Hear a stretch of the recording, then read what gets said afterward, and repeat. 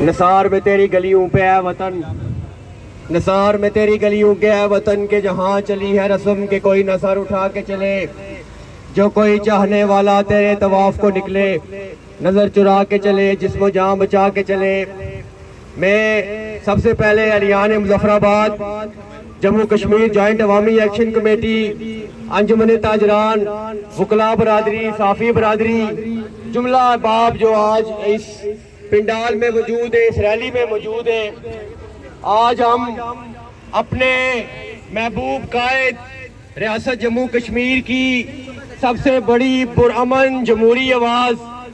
جناب یاسین ملک صاحب کے لیے یہاں اکٹھے ہوئے۔ اہلیان مظفر آباد مختصراً بات کروں گا کہ آج یاسین ملک دہلی کی تہاڑ جیل میں اس لیے نہیں بیٹھا کہ اس کے پاس موقع نہیں ہے کہ اس کو بھارتی مقبوضہ کشمیر کا اقتدار مل جائے۔ یاسین ملک اس لیے تہاڑ جیل میں نہیں بیٹھا، وہ اس لیے لڑائی نہیں لڑا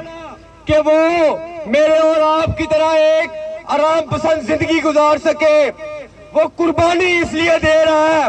وہ تختہ دار پر چڑھنے کے لیے اس لیے تیار ہے کہ وہ یہ سمجھ رہا ہے کہ شاید اس کی اس قربانی سے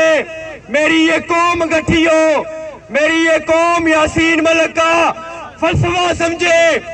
اہلیان مظفر آباد، اہلیان جموں کشمیر،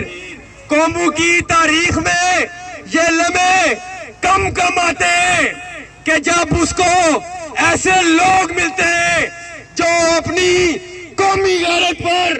قومی وقار پر اور اپنی بنیادی آزادیوں پر جو ہے وہ کمپرومائز نہیں کرتے۔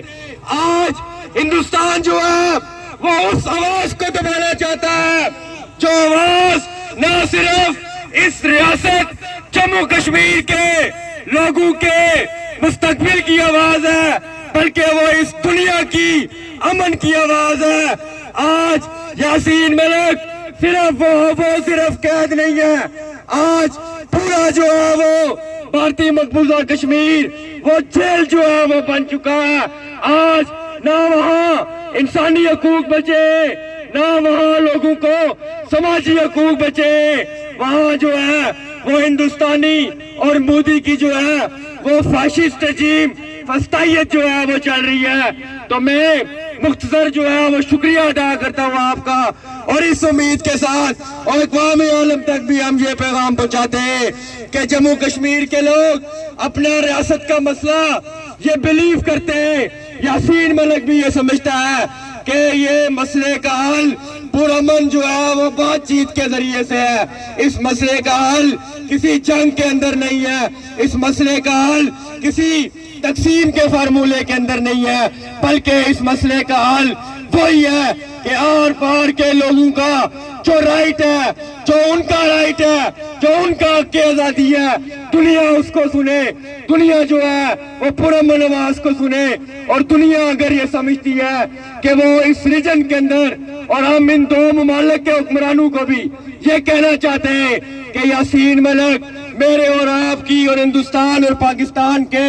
کروڑوں معصوم محنت کشوں اور مظلوم لوگوں کی پرامن جدوجہد کی آواز ہے، ان کے بہتر مستقبل کی آواز ہے۔ آپ کی سماعتوں کا بہت بہت شکریہ۔